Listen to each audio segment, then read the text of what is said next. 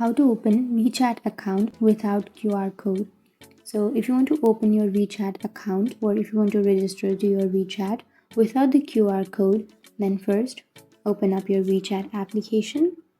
And once you open your WeChat account, now you can go for login, which is on the bottom left. And once you go for login, you need to go for more options, which is on the bottom right, and then go for help center. And once you open your help center, you need to go for the third option, which is send feedback. And under that, here you need to select the platform in which device you would be using your WeChat. So I'll be choosing Android, and then you need to select your region. So select your region or your country, and you can select the category, and here you have to choose account registration. And on the right side, you need to choose assistant registration.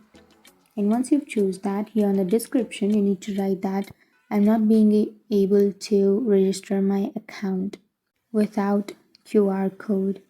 So you need to write that politely, and then here you can scroll down and you need to enter the phone number. So for example, you need to go and type plus and then your country code and then minus and then your number in this format.